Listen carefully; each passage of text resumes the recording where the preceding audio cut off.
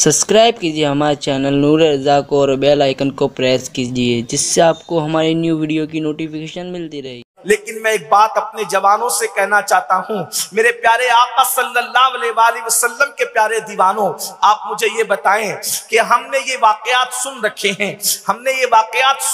हैं कि जब भी मुसलमान पर बुरा वक्त आता है तो आसमान से मदद के काफिले उतरते हैं। कभी जिब्रील हजारों मलाइका को अपने साथ लेकर के जमीन पर आते हैं और फिर मदद किया करते हैं। ये कोई कहानी किस्सा नहीं, बल्कि ये सिहा की रिवायतों में मौजूद है कि जब भी अल्लाह अकबर, सिद्दीक अकबर समेत असहाब जब बद्र में बेसरो सामान नजर आए तो उस वक्त मलाइका जो है गोया कि अपनी तस्बीगाहों को छोड़ करके मलाइका मैदान के अंदर आकर के मुसलमानों के साथ उनकी इमदाद के लिए बाज़ाब्ता तौर पर तलवार थामते हुए नजर आए। जिनको खून रेजी से बेपनाह नफरत थी और जो इंसान के हवाले से खून रेजी की गुफ्तगू कर रहे थे, आखिर वो भी खून रेजी के अंदर शामिल हुए हक के लिए, मुसलमानों की इमदाद के लिए। हमने फिर सुना है कि किसी इब्राहिम पर जब वक्त आया है आग में डालने का तो उस वक्त भी तो अल्लाह की मदद आई थी। या नारो कूनी बरदम व सलामन अला इब्राहिम कहा गया था। जब किसी अय्यूब के जिस्म में आबले पड़कर जिस्म से पानी बहा था, सबने साथ छोड़ दिया था, तो उस वक्त अल्लाह की मदद आई थी। और किसी की ठोकर के पानी ही ने, बल्कि किसी क्या उन्हीं के ठोकर के पानी ने उनके लिए जरिया शिफा साबित हुआ था और वो पानी पीकर नहाकर आप शिफायाब हुए थे। पहले से ज्यादा हुस्न मिला था, पहले से ज्यादा जमाल मिला था। हमने ये भी तो सुना है कि मिस्र के कैद खाने से किसी यूसुफ को निकाल करके जो है वो अल्लाह अकबर मिस्र का तख्त अता किया जाता है, मिस्र का ताज अता किया जाता है। ये गैबी इमदाद के वाकयात न कहानी है न किस्सा है, ये ऐसे नाकाबिले तरदीद शवायद के साथ हकायक है कि जब भी मुसलमान चाहे किसी शक्ल में परेशान हुआ हो, आसमान से मदद नाजिल हुई है। आज ऐसा क्यों नहीं होता? जब भी किसी माँ की गोद किसी बच्चे से सुनी होती है और उजड़ती है तो वो माँ मिस्ले मरियम की तरह आसमान की तरफ निगाह उठाकर इंतजार करती है कि ऐ खालिके अर्दो समा, तूने सबकी मदद की, क्या तू हमारी मदद न फरमाएगा? जब भी किसी जवान बेटे की लाश कोई बाप तड़पते हुए देखता है तो मिस्ले याकूब की उसकी आंखों में भी आंसू आते हैं और वो कहता है कि क्या मेरी अल्लाह अकबर आसमानों से मदद नाजिल न होगी? जब किसी बेटी की आबरू लुटती है तो लोग आसमान की तरफ नजर उठाते हैं, क्या हमारी मदद ना आएगी? तो फिर आज के जवानों को कभी कभी उनका अकीदा मुतजलजल होता नजर आता है कि दरअसल कहीं ये वाकयात माज़अल्लाह गड़े हुए तो नहीं, कहीं ये महज कहानी और अफसाने तो नहीं। इस तरीके से कभी कभी ये ख्याल भी आता है, ये शैतानी वसवसा भी आता है। मगर याद रखो मेरे आका सल्लल्लाहु अलैहि वसल्लम के दीवानों, मेरा रब जिसने बद्र में मदद की, जिसने ओहद में मदद की, जिसने खंदक में मदद की, जिसने खैबर में मदद की, जिसने आग में जाने वाले इब्राहिम की मदद की, जिसने बीमार होने वाले अय्यूब की मदद की, जिसने जनाब यूसुफ को मिस्र के कैद खाने से निकाल करके मिस्र के तख्त ताज अता फरमाए, अल्लाह ने उनकी भी मदद फरमाई। ये सब सच्चाई है, हकीकत है। मगर याद रखो अल्लाह की मदद यूं ही नहीं आती, अल्लाह की मदद यूं ही नहीं आती। अल्लाह की मदद जो है वो डिपेंड करती है कुछ शराइत पर। अल्लाह की मदद जो है डिपेंड करती है कुछ मामलात पर, कुछ निकात पर। कुदरत की तरफ से ऐलान होता है अगर तुम ये करोगे तो हम तुम्हारी मदद करेंगे। अब अगर अल्लाह की मदद चाहते हो तो आसमानों की तरफ हसरत से नजर उठाने की जरूरत नहीं है। कुरान मुकद्दस में कंडीशन लगाई, अगर गलबा चाहते हो, अल्लाह की मदद चाहते हो, अल्लाह की नुसरत चाहते हो, अल्लाह की इमदाद चाहते हो, तो कुरान कहता है वला तहीनु वला तहज़नु, घबराने की जरूरत नहीं है, मायूस होने की जरूरत नहीं है, गम करने की जरूरत नहीं है। अगर तुम गलबा चाहते हो खुदा की मदद के साथ, वअंतुमुल आलऊन, तुम ही बुलंद रहोगे, तुम ही गलबा पाओगे। बुलंदी तुम्हारा मुकद्दर है, उरूज तुम्हारा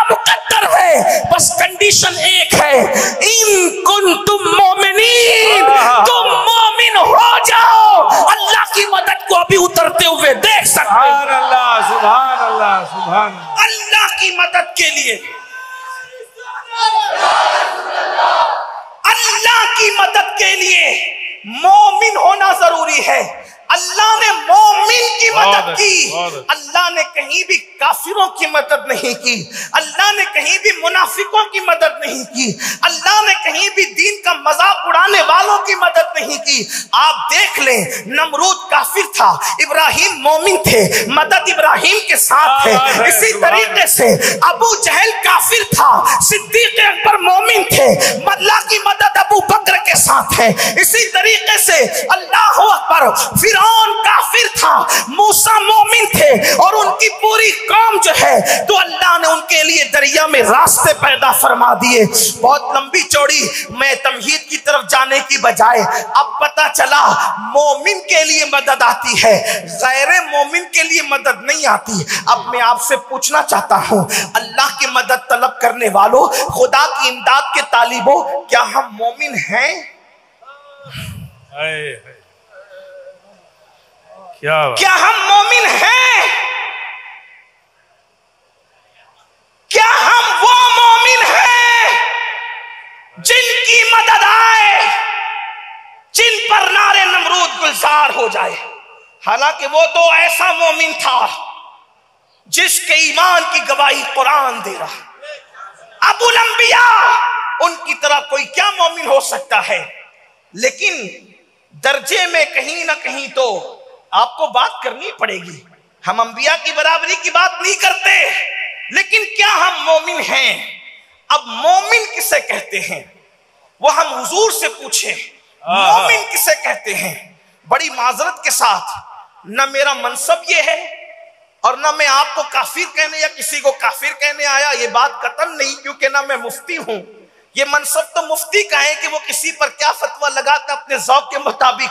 मैं सूफी मशरब आदमी, मेरा मसलक, मेरा मशरब सूफिया का है, मैं कोई मुफ्ती नहीं।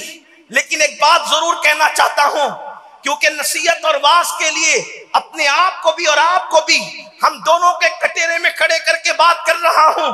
क्या हम मोमिन हैं? अब हुजूर से पूछें, हुजूर मोमिन कौन है? तो अल्लाह के रसूल अलैहिस्सलाम अब मोमिन को बताते मोमिन कौन है।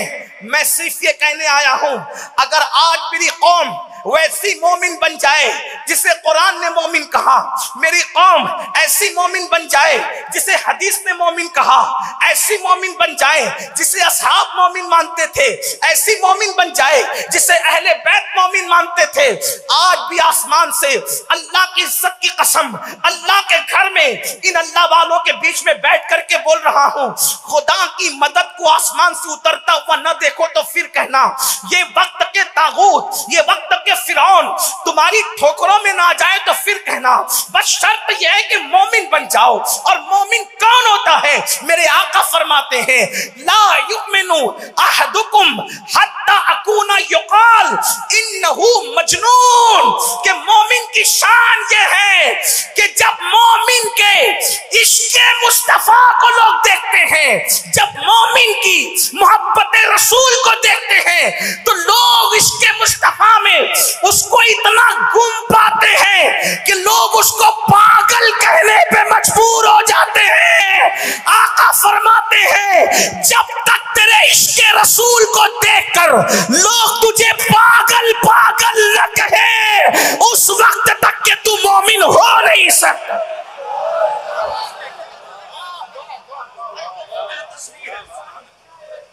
पागल न कहे, पागल न कहे, उस वक्त तक तू मोमिन हो नहीं सकता। मतलब क्या? अब थोड़ी तवज्जो कर ले, ये बेतवज्जोही भी किसी फरजानगी की अलामत है मेरे भाई, वरना बात इतनी कीमती हो रही महबूब की, जब उनका जिक्र आता है तो फरिश्ते भी अटेंशन हो जाते हैं। और मैं उनका जिक्र कर रहा हूं, मेरे महबूब का, और हम लोग तवज्जो किसी और तरफ कर रहे हैं। मैं कहता हूं, जब यार का जिक्र आए तो फिर आदमी की तवज्जो मलकुल मौत की तरफ भी नहीं रहती अगर वो सच्चा आशिक रसूल हो जाए तो। आप आने जाने वालों की तरफ मेरे भाई तवज्जो कर रहे, मैं कोई गुस्से वाला आदमी नहीं हूं, मैं सूफी मशरब आदमी हूं। आप चिल्लाएंगे भी तो मैं बोलूंगा, लेकिन इतना जरूर याद रखना, इश्क़ मुस्तफा की सच्ची पहचान ये है जो उनसे प्यार करने लगता है और ख्याल यार आता है तो आदमी मलकुल मौत की तरफ भी तवज्जो नहीं करता। आप कहेंगे अमीनुल कादरी कैसी बात कर रहा है, मलकुल मौत की तरफ भी तवज्जो नहीं करता। मैंने कहा बात इश्क की यही है, दो आलम से करती है बेगाना दिल को अजब चीज है लज़्ज़त आशनाई, शहादत मतलूब मकसूद मोमिन, न माले गनीमत न किश्वर कुशाई। वो मलकुल मौत की तरफ तवज्जो क्यों नहीं करता, वो मलकुल मौत की तरफ तवज्जो क्यों नहीं करता? इसलिए कि यार के जलवों से फुर्सत नहीं मिलती। मलकुल मौत की तरफ तवज्जो क्यों करे? इसीलिए आशिक यार के जलवों में घूम रहता है, उसे खबर भी नहीं होती और उसकी रूह निकलती चली जाती। आप इतना सस्ता समझते इश्क़ रसूल को, आज मेरा जवान बहुत सस्ता समझता है। तो मैं अर्ज कर रहा था, जब तक किसी के इश्क को देखकर लोग उसको पागल ना कहें, आका ने फरमाया वो मोमिन नहीं हो सकता। अब पागल का मतलब क्या? देखो पागल का मतलब ये नहीं, पागल का मतलब ये नहीं कि उसको अकल ही ना हो, बल्कि आपसे कहना चाहता हूं आशिक जितनी अकल रखता है उतनी अकल किसी के पास नहीं होती। इसीलिए और पागलों को लोग नादान कहते हैं, लेकिन जो नबी के इश्क में पागल हो जाए उस बहलूल को लोग आज तक दाना कहकर पुकारते हैं, आज तक उसको दाना कह के पुकारते हैं। और वो ऐसा दाना है कि सिर्फ दाना नहीं बल्कि दानाई जिसके घर से लेकर के लोग जाते हैं। और फिर अल्लाह अकबर, लोग जन्नत के लिए दर दर की ठोकरें खा रहे हैं। जो नबी के इश्क में पागल हो जाए वो ऐसा दाना होता है कि वक्त के बादशाह को फिर वो जन्नत फरोख्त करता हुआ नजर आता है, वो जन्नत बेचता हुआ नजर आता है। तो अर्ज कर रहा था, पागल मजनून का मतलब क्या? देखो मजनून का मतलब ये नहीं कि अकल चली जाए, फिर कहता हूं, बल्कि मजनून को किसी की धुन सवार होती है, किसी की धुन सवार होती है, तो धुन की वजह से लोग उसको पागल कहते हैं। आप नहीं, अगर एक बात आदमी बार बार बार बार बार बार बार बार बार बार रिपीट करे, तवज्जो करना, बहुत अहम मोड़ की तरफ बात जाती है। अल्लाह करे आपके दिल में बात समा जाए, मेरी भी निजात आपकी भी निजात। आपके पास बड़े बड़े खुतबा आते हैं, मैं कोई खतीब नहीं, बारगाह गौसियत का एक बेहुनर सख्त फकीर, लेकिन इश्क का पैगाम लेकर आया हूं, दिल के कान से सुनना। मजनून का मतलब क्या? बेअकल नहीं, मजनून का मतलब धुन ऐसी सवार कि लोग एक ही धुन, मजनून को एक ही धुन सवार होती है, इसलिए लोग उसको पागल कहते हैं। मतलब किसी को धुन सवार हो गई किसी लड़की की, वो उसकी वजह से पागल होता है। यानी पहला मजनून जिसको कहा गया, आमतौर पे तारीख में 7 लोगों को मजनून कहा गया, 7 लोगों को। पहला मजनून जिसको कहा गया तो वो जनाब कैस थे, कैस, और वो लैला की मोहब्बत में बस लैला ही लैला, लैला ही लैला, लैला ही लैला। बता नहीं मौर्रिख ने कहां तक इंसाफ किया। मुझे एक वाकया याद आता, तारीख का है, तारीख की बहुत ज्यादा बातों पर एतबार नहीं कर सकते, लेकिन बहरहाल है बात दिलचस्प, इसलिए मैं नकल कर रहा हूं, जिम्मेदार इसका नहीं हूं। लैला ही लैला, इतना लैला लैला लैला लैला के लोगों ने उसको मजनून कहा। और हमें अपने बुजुर्गों ने बताया कि सबसे पहले कैस को मजनून जिसने कहा, मजनून, वो इमाम हसन पाक है। इमाम हसन ने उसको मजनू कहा, और मजनू कहने की वजह बड़ी दिलचस्प है, उसको सुन ले आपको बात समझ में आएगी। उसको क्यों मजनू कहा जनाब कैस को? एक मर्तबा कैस जंगल में बैठे हुए थे और 2 बुजुर्गों के दरमियान जंग चल रही थी, या 2 बुजुर्गों के दरमियान इख्तिलाफ चल रहे थे। बुजुर्ग कह रहा हूं क्योंकि मेरा मसलक इश्क मोहब्बत है, मेरा मसलक अदब है, मेरा मसलक फिक्रे रजा का जो है वो पाबंद है, इसलिए मैं कह रहा हूं 2 बुजुर्गों में इख्तिलाफ चल रहा था। खलीफा ये बुजुर्ग होंगे, ये खलीफा ये बुजुर्ग होंगे, और इख्तिलाफ था। उलमा जानते हैं किसके लिए हो रहा था। हालांकि अल्लाह अकबर, दोनों सराखों पर है। अलबत्ता ये है अल अली माल हक, अल हक माल अली।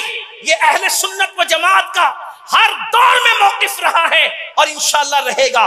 लेकिन उधर भी एहतराम का दामन हाथ से छूटना तो दूर की बात, छूटने का तसव्वुर भी नहीं किया जा सकता।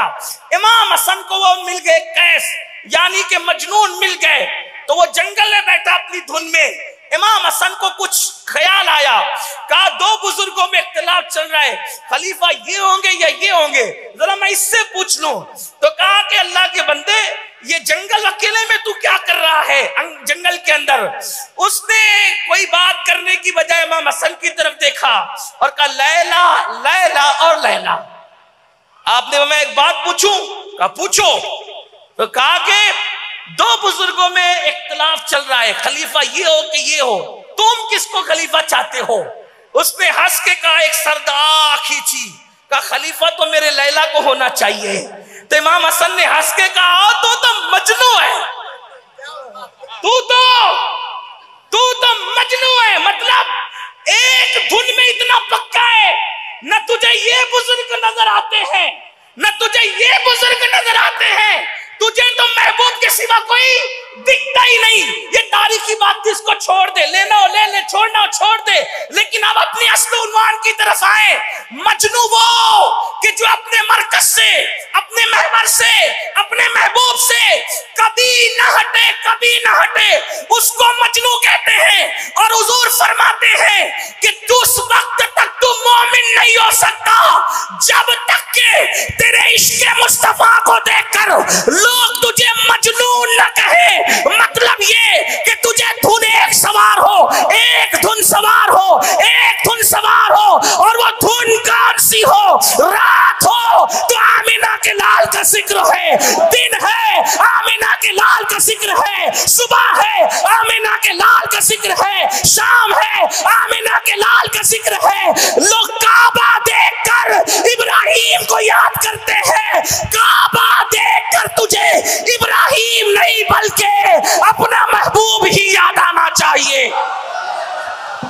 लोग जमजम को देखकर इस्माइल को याद करते हैं, जमजम देखकर तुझे इस्माइल नहीं बल्कि महबूब ही याद आना चाहिए। लोग जन्नत का जिक्र करते हैं, तू कहे कि मैं जन्नत को लेकर करूं क्या, मुझे तो महबूब चाहिए। महबूब महबूब महबूब, खुशी हो तो महबूब, गम हो तो महबूब, बेटे की शादी हो तो महबूब, किसी की शहादत हो तो महबूब। बस महबूब के सिवा कुछ सुझाई नहीं देता। ये है पागलपन।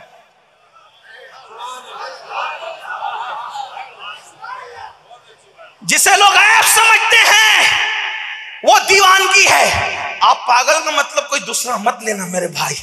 दीवाना, दीवाने को दीवाना न समझो।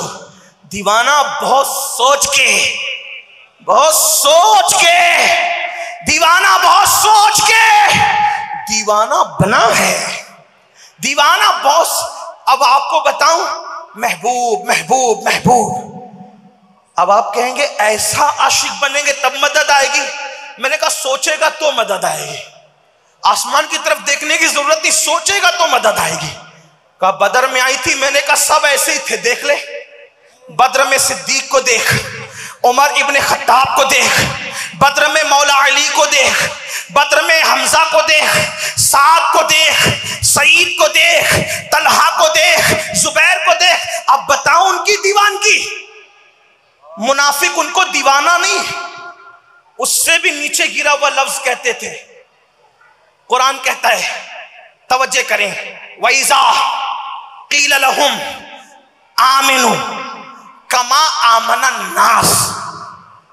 तवज्जो है आपकी, ध्यान है आपका, कुरान की बात कर रहा हूं। वइज़ा क़ील लहुम आमिनू कमा आमना नास कालू अनुमिनू, कालू अनुमिनू कमा आमना सुफहा। अल्लाह फरमाता है अला इन्नहुम हुमुस सुफहा वलाकिन ला यालमून।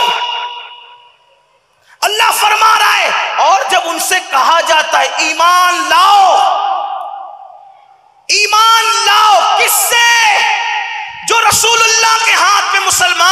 थे हुजूर के हाथ पे। कौन लोग? अब्दुल्ला इब्ने उबई और उसकी पार्टी के लोग। तो अल्लाह उनसे, कलमा पढ़ने वालों से अल्लाह फरमा रहा है कील लहुम आमिनू, उनसे कहा जाता ईमान लाओ। या अल्लाह वो कलमा पढ़ चुके थे, अब कैसा ईमान लाए? तो कहा कमा आमनन नास, ऐसे ईमान लाओ जैसे लोग ईमान लाए। और ये जो अन्नास की अलीफ है ये खास करती है तबक़े सहाबा को। अब इसका तर्जुमा ये होगा, उन मुनाफिकों को कहा जाता है कि ईमान लाओ ऐसे जैसे मेरे नबी के सहाबा ईमान लाए, जैसे अबू बकर ईमान लाए, जैसे उमर ईमान लाए, जैसे उस्मान ईमान लाए, जैसे अली ईमान लाए, जैसे साद ईमान लाए, जैसे सईद ईमान लाए। आप कहेंगे इनके तरह ईमान लाओ, तो इनके ईमान में क्या था? अब्दुल्ला इब्ने उबई भी नमाज पढ़ता था, सिद्दीक अकबर भी पढ़ते थे। दोनों के ईमान में फर्क क्या था? तो फर्क ये था, अब्दुल्ला इब्ने उबई सिर्फ नमाजी था और वो भी दिखावे का, लेकिन अबू बकर नामे मोहम्मद पे अंगूठा भी चूम लेते थे। ये फर्क था। फर्क समझ में आता है? मुनीरुल ऐन का हवाला दे रहा हूं आपके सामने। वो सिद्दीक अंगूठा चूमते थे नामे मोहम्मद पर। अली हुजूर के थूक को जमीन पे गिरने नहीं देते थे, उठाकर अपने मुंह पे मलते थे। जिस अली को कर्रमल्लाहु वजहुल करीम लोग कहते हैं, वो अली अपने चेहरे को जगमगाने के लिए कोई गाज़े हुस्न नहीं मलते थे, आज की तरह कोई फेस वॉश वहां नहीं था। अली ने जो चेहरा चमकाया था वो लुआब मुस्तफा लेकर अपने मुंह पे मल के चमकाया था।